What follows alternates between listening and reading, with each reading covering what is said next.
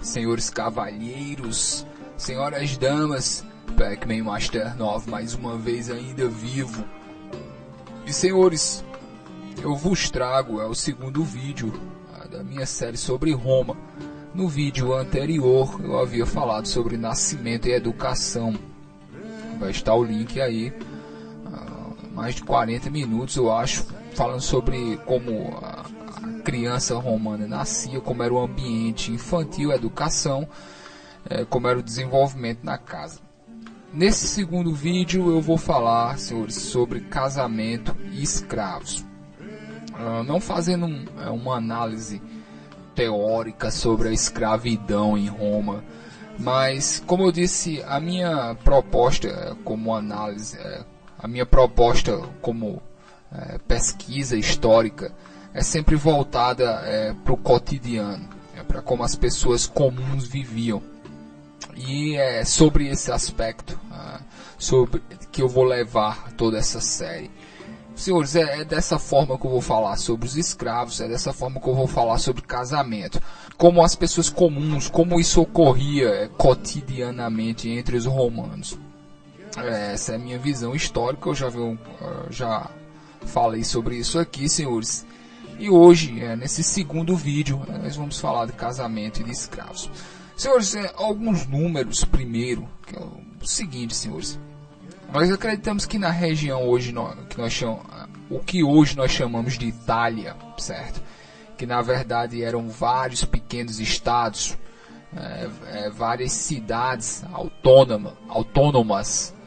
Se nós reuníssemos toda a região do que hoje nós conhecemos como a Itália, os historiadores acreditam que entre 5 e 6 milhões de cidadãos livres, de acordo com a história da vida privada, senhores. Então nós temos de 5 a 6 milhões de cidadãos livres no que hoje seria a Itália. Nós teríamos de 1 a 2 milhões de escravos. Relacionando os dois tópicos desse vídeo, eu quero dizer logo que o casamento, não existia casamento entre escravos, pelo menos até depois do segundo século. Depois entrou um costume novo, um costume moderno de casar os escravos. Mas os escravos eles não casavam, eles viviam, senhores, de todas as formas de relações. É óbvio que escravos deveriam uma vez ou outra se juntar. Nós carregamos essa palavra até hoje, porque escravos não casam. Quem casam são senhores. Talvez, se um senhor fosse benevolente o suficiente, talvez ele permitisse que seus escravos se juntassem. Porque, senhores, casamento seria ridículo, pelo menos na visão de um romano. Até o segundo, terceiro século, seria ridículo essa ideia de escravos casando. Seria ridículo mesmo pensar em escravos se apaixonando. Esse seria o nível de respeito que o Senhor teria. Ele é como uma criança grande, que pode, vez ou outra, vir a ser tratado como animal. Mas nós veremos ao longo desse vídeo que existiam várias formas de escravos. E que a escravidão em Roma não tem nada a ver com a escravidão que ocorreu no século XIX. Vocês verão isso aqui com os exemplos que eu vou dar. No primeiro tópico desse vídeo casamento. A primeira coisa eu quero dizer que o casamento em Roma é uma coisa privada.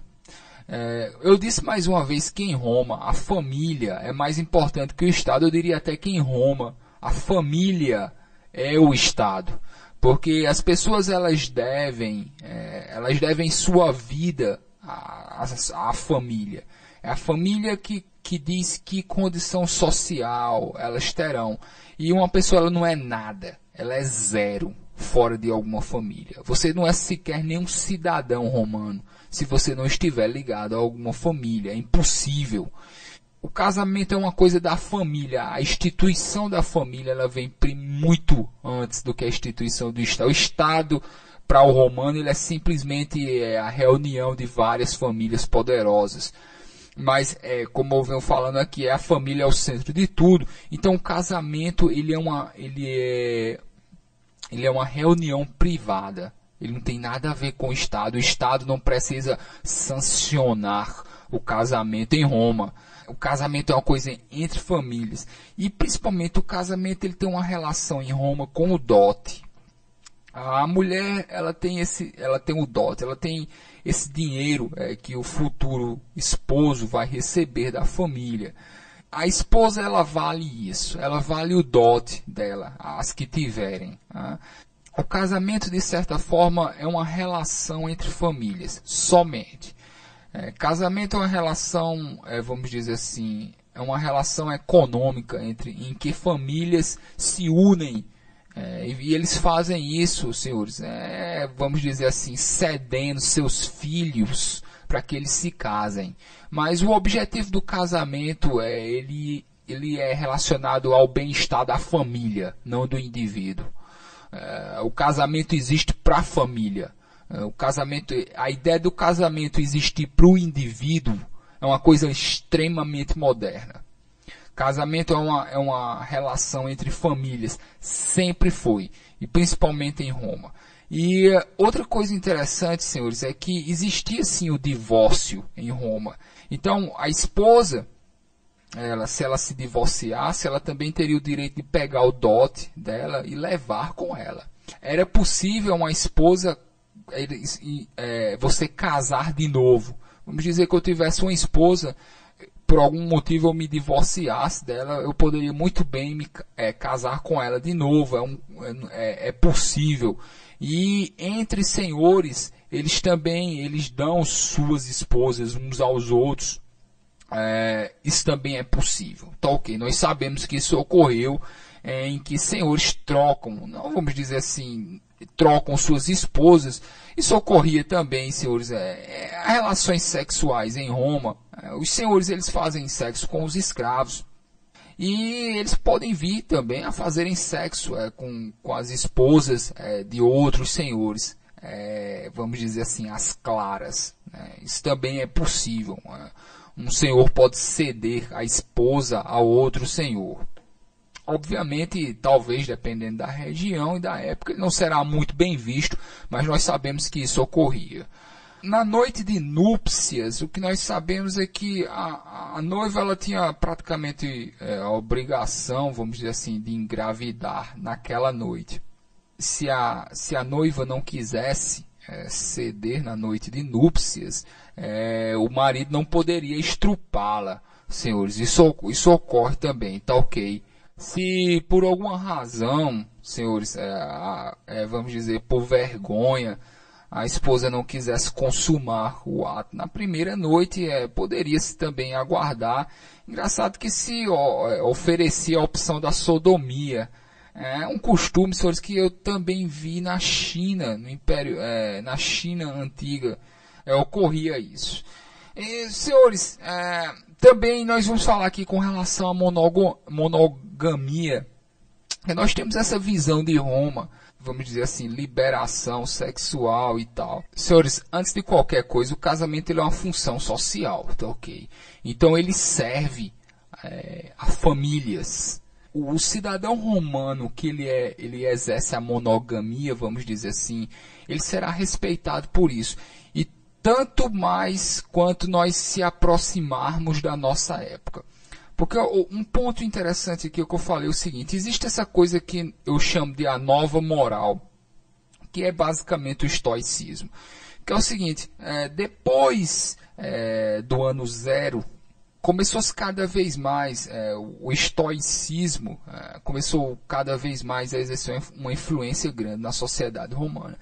E houve uma mudança de costumes. Então, para vocês que não conhecem o estoicismo, é interessante que vocês conheçam quais são as principais prerrogativas dessa filosofia, dessa visão de mundo, porque os romanos, principalmente depois do ano zero, cada vez mais eles vão adotar o estoicismo como uma visão de mundo, principalmente nas classes mais nobres, na elite. Então, vamos dizer assim, era o modelo de pessoa, o estoico. E o modelo de uma pessoa que faz tudo através da racionalidade. Que o estoicismo, ele prega que você tenha domínio completo sobre as paixões, domínio completo sobre as emoções. Então a traição, o sexo fora do casamento, ele acaba sendo mal visto por causa disso.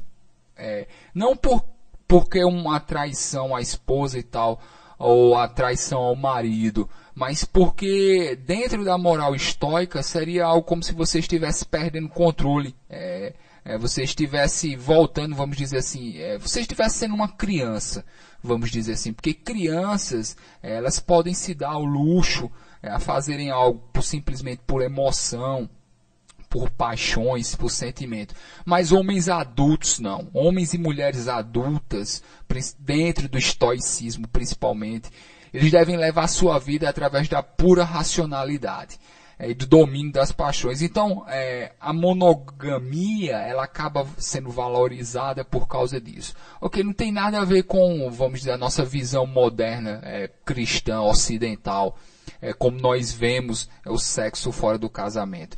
É simplesmente acho que os romanos, pelo menos a minha visão pessoal, é que eles veem isso simplesmente como uma criancice, vamos dizer assim, como uma infantilidade, como eu colocaria. Então, senhores, outra coisa, pessoas podem se juntar, pessoas podem se casar, pessoas podem se divorciar, como elas querem, de acordo com o desejo maior da família. Os cristãos, quando eles começam a tomar uma força, é muito engraçado, porque os cristãos, quando eles começam a aparecer no Império Romano, quando eles começam a exercer influência, para um cristão você só deveria casar uma vez. Isso está fora do pensamento romano. Para um romano seria ridículo pensar assim, em que você deve casar uma única vez. Porque o casamento é uma função social. E você pode casar quantas vezes for necessário. Então, os cristãos que colocam essa ideia de que você deve se casar uma única vez, que é ridícula na visão de um romano. Como eu digo, senhores, casamento serve a uma função social, tá ok? Entre o escravo e o senhor existe essa relação de amor. É um amor muito estranho, mas por incrível que pareça, eu devo falar isso. Pelo menos é assim que os romanos entendiam. O escravo, ele deve amar o senhor mais ou menos como uma criança ama um pai severo. E o senhor deve amar o seu escravo também. Senhores, ele cumpre a sua função social também. Seria, vamos dizer assim, seria criancice, infantilidade odiar um escravo sem nenhuma razão específica por isso. O escravo, ele também cumpre a sua função. E, senhores, por incrível que pareça, existe essa relação de confiança e ódio ao mesmo tempo entre senhores e escravos. Existem escravos que vão servir seus senhores a vida inteira, inclusive que vão morrer por seus senhores. Existem senhores que vão tratar muito bem seus escravos. É um costume nobre, é um costume visto como você libertar os seus escravos, é visto como um ato de nobreza entre os romanos. Tá ok, por isso que eu digo que existe muito preconceito com relação à visão moderna que nós temos com relação aos romanos. Nós achamos que eles eram bestas ferozes, que a sociedade romana inteira vivia em cima da escravidão. Se hoje nós vemos que nossa visão moderna ela é um pouquinho distorcida com relação aos romanos. E a primeira distorção é essa. Porque quando nós vemos escravos em Roma, a primeira associação que nós fazemos são com os escravos do século XIX, aqui nas Américas, por exemplo. Não é esse tipo de escravidão. Como eu digo, por incrível que pareça, existe uma relação afetiva, emocional entre senhor e escravo. É uma relação de amor e ódio, mas ela envolve confiança. Muitas vezes ela envolve confiança. Como eu digo, muitos escravos morreram para defender seus senhores. E muitos senhores fizeram coisas boas para os seus escravos e para suas famílias como um todo. E nós não podemos esquecer que muitos desses escravos nasceram como homens livres, como homens e mulheres livres. Vocês verão que tem escravos ricos com relação à economia. Existem escravos que mesmo antes de se libertarem, eles conseguem somar boas quantias de dinheiro. Então, mais uma vez, não é como a escravidão do século XIX. Os senhores verão que escravos, na Roma Antiga, eles ocupam funções que, para nós, pelo menos a nossa visão que nós temos de escravo, seria impossível pensar que escravos ocupassem funções tão altas como ocorreu no Império Romano. Inclusive, alguns escravos conseguindo ficarem mais ricos do que muitos homens livres. Isso é muito interessante. Aliás, eu não quero colocar isso aqui como tópico agora, mas possivelmente a classe dos comerciantes, muitos deles foram escravos libertos e muitos deles conseguiram acumular muito dinheiro, passando inclusive dos seus senhores. Alguns escravos ficaram ricos, sim, mas nunca perderam, nunca perderam a estigma de serem um escravo. Eles podem, inclusive, chegar até ter dinheiro, mas eles sempre serão um escravo, enquanto o senhor deles não libertar. Inclusive, se eles quiserem comprar a liberdade deles e o senhor não quiser vender, eles continuarão a ser escravos, eles morrerão como escravos. É interessante aqui, falando dos escravos ricos, os escravos têm filhos, ok? Eu já disse que eles não casam, pelo menos até o 2º ou 3º século da nossa era. Os filhos dos escravos, eles também pertencem ao senhor.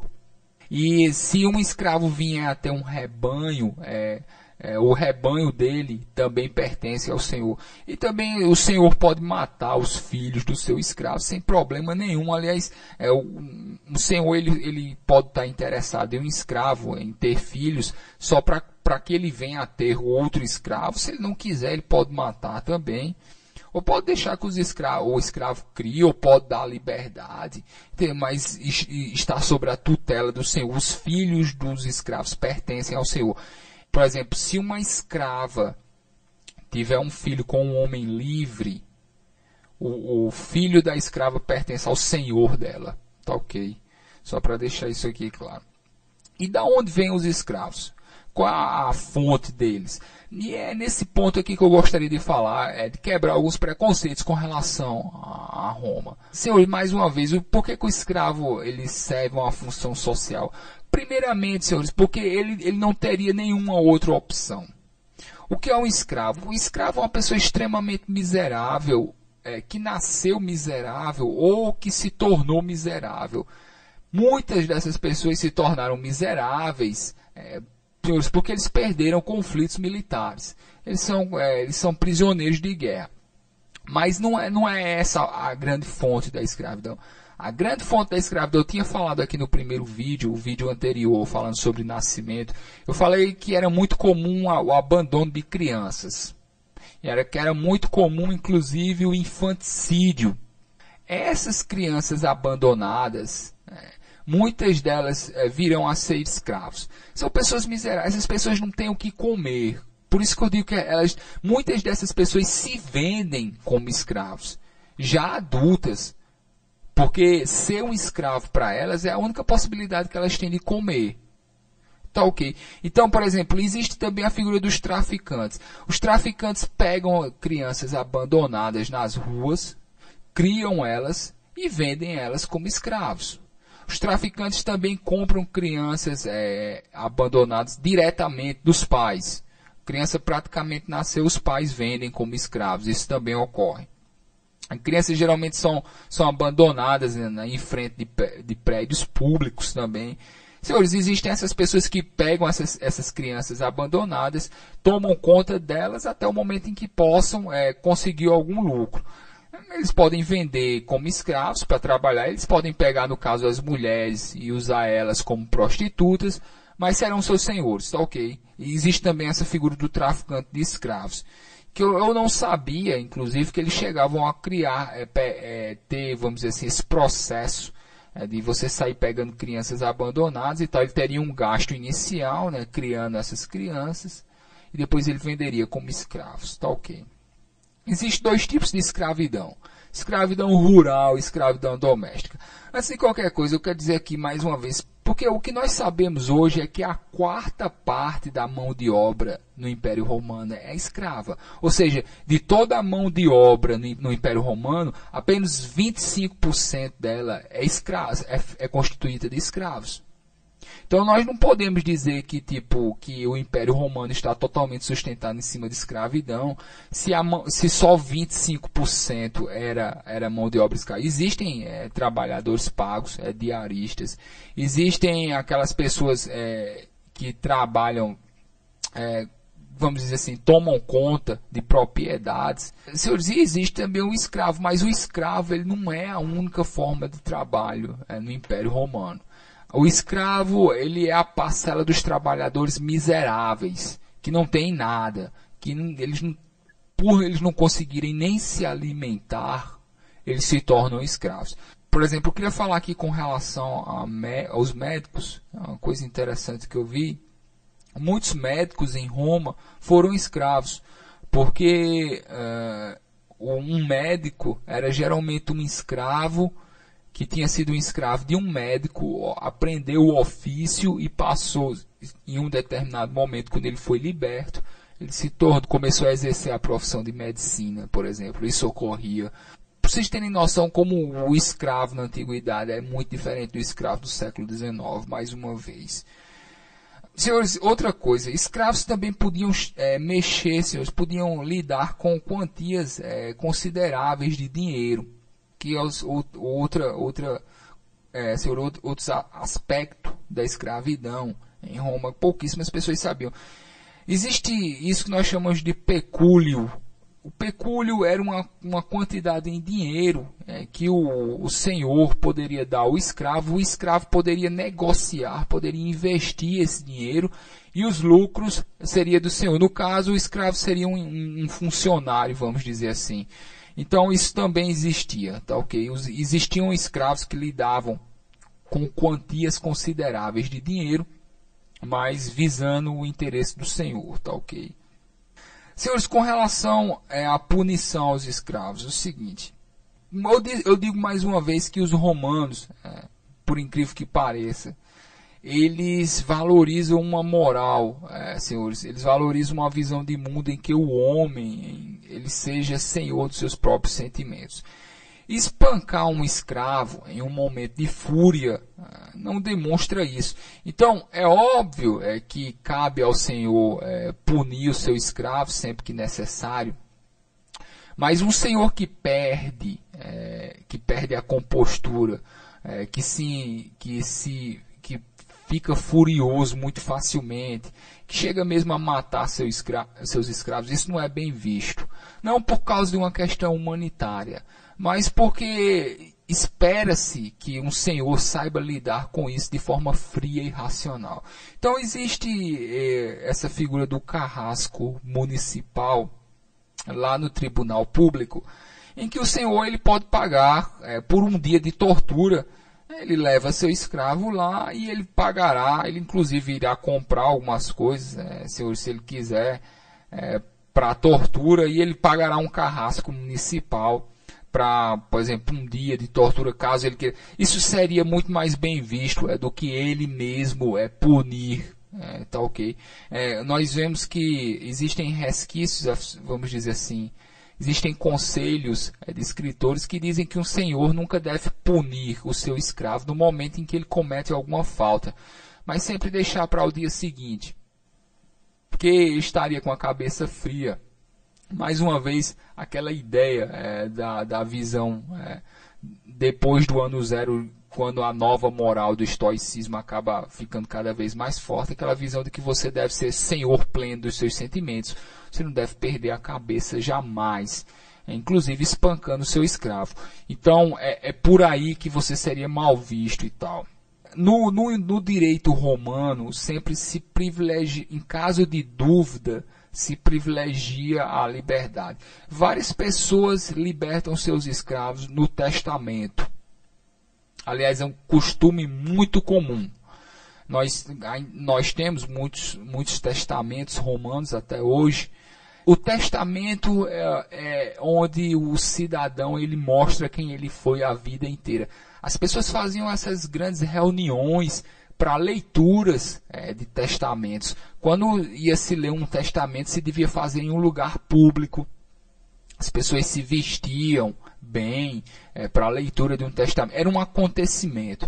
E era no testamento que a pessoa dizia tudo que ela passou na vida. As pessoas que ela realmente amou, as pessoas que ela realmente odiou, os bens e principalmente os bens dela, como será dividido. E no testamento é muito comum o senhor, quando o escravo serve, ele dá liberdade aos escravos no testamento. Né? Ele já vai morrer mesmo, não vai precisar mais. É muito comum dar liberdade, mas não é algo, vamos dizer assim, necessário, não é algo que se espera. Ele pode fazer, tá ok? E muitas vezes eles faziam isso realmente. Mas também poderia, não é uma necessidade, vamos dizer assim, não é uma obrigação. Com relação, existe esse artefato, eu procurando com relação à imagem dos escravos, eu encontrei essas coleiras de bronze. Então você tinha umas coleiras de bronze em que eles prendiam no pescoço e estavam escritos, por exemplo, sou um escravo fugido, se você me encontrar, me leve até a rua dos barbeiros, perto do templo, de não sei o que e tal. Isso também era comum, essas coleiras de bronze, o escravo fugiria, embora não seria muito útil para o escravo fugir. Muitos escravos fugiam, eles acabavam se entregando a outros mercadores, na esperança em que eles fossem vendidos para senhores melhores. Mas como eu digo, eles são escravos porque eles são miseráveis, na grande maioria das vezes. Então, eles não têm outras condições. O escravo ele é um tipo de trabalhador que ele não tem nada, a não ser seu próprio corpo, seja homem ou mulher. Então, muitos escravos fugiam, mas eles acabavam se entregando a outros mercadores, se vendendo de novo, simplesmente porque eles não conseguiriam viver, se eles não tivessem um senhor que os alimente. Tá ok. Então, senhores, com relação aos nomes dos escravos, eles não recebiam nomes próprios, como os dos senhores. Basicamente, senhores, esses nomes, esses apelidos que nós damos a crianças, animais, você não usa o nome próprio dele como o senhor, muito menos nome de família, tá ok? Ele tem um nome, tem um pequeno apelido, vamos dizer assim. Outra coisa, algo muito interessante que eu vi aqui com relação aos escravos, com relação à religião agora. Ponto importante. Dentro das associações religiosas, dentro dos grupos religiosos em Roma, geralmente não se via problema algum em você ser um escravo. Então, reuniões, grupos religiosos eram um dos pouquíssimos lugares onde os escravos poderiam entrar. Então, isso causava um certo fanatismo religioso entre os escravos. Nós sabemos que isso ocorria. Inclusive, escravos, eles poderiam ser sacerdotes. Um escravo ele poderia muito bem ser um líder religioso, sem problema algum. E mais uma vez, a religião é um dos pouquíssimos aspectos da sociedade que está aberta aos escravos. Então, muitos escravos, nós vemos que quando algum mercador, algum senhor se queixa de escravos nas suas cartas, nós vemos uma queixa constante, contínua, de fanatismo religioso. E é perfeitamente compreensível. É perfeitamente compreensível, dado que a religião era das poucas instâncias em que eles poderiam atuar. E, senhores, religião, de certa forma, dava esperança a eles. Então, existia, sim, fanatismo religioso, principalmente entre os escravos. Então, ok, muito interessante notar aí, porque isso será importante lembrar quando nós formos estudar algum momento mais à frente, aí, senhores, a gênese do cristianismo. Tá ok, o aparecimento do cristianismo e tal. Lembrem-se disso. Antes do ano 200, como eu digo, é difícil escravos se casarem, mas um costume novo acaba ocorrendo, mais uma vez por causa da moral estoica. Que eles viam se o casamento era algo que fazia com que os homens se tornassem mais sérios e mais racionais. Inclusive o casamento servia único e exclusivamente para a procriação, mas mais uma vez não tem nada a ver com a visão cristã, tá ok? É a visão estoica de que você deve ser senhor dos seus sentimentos e só. Libertinagem sexual não é porque é um pecado. Os romanos nunca pensariam nisso. O problema com a libertinagem sexual é que ela é criancice na cabeça do romano. Ela é infantilidade. Ela não é uma coisa de um homem adulto, de uma mulher adulta. Tá ok? Então, e tudo que romanos queriam ser eram homens e mulheres adultos, vistos como adultos sérios pela sociedade, inclusive por causa de relações comerciais. Tá ok? Então, depois do ano 200 começa a aparecer esse costume principalmente relacionado à moral estoica de casar os escravos, depois do ano 200. Mais uma vez, senhores, falando aqui com relação a relação afetiva entre escravos e senhores. Eu disse que existe amor entre escravos e senhores. É absurdo pensar, mas por incrível que pareça, os romanos pensam assim. Mais uma vez, o escravo deve amar o seu senhor como uma criança ama um pai rígido. Circulava em Roma a ideia de que muitos vícios dos escravos aconteciam por causa dos vícios dos senhores. Então, nós vemos, por exemplo, conselhos de filósofos que dizem que o senhor ele deve ser o primeiro a levantar na casa. O senhor deve ser o primeiro a acordar. Então, mais uma vez, essa ideia que nós temos de escravidão no século XIX, em que o senhor é simplesmente um verme, alguém que não faz. Isso não seria bem visto em Roma. Tá ok. Porque se o senhor ele é cheio de vícios, de acordo com a visão dos romanos, os seus escravos também o serão. Cabe ao senhor, se ele nasceu um senhor, cabe ao senhor ele ser um bom senhor, ele exercer a sua função de cidadão romano da forma mais útil possível à sua família e à sociedade como um todo. O senhor, ele sendo um vagabundo, se escorando em seus escravos somente, dormindo o dia todo, ele estaria muito longe disso. Tá ok? Então, mais uma vez, chegando à visão que os romanos tinham de bons senhores e bons escravos. Para os romanos, a escravidão é algo do destino. O destino quis que você fosse miserável. O destino quis que você nascesse um senhor.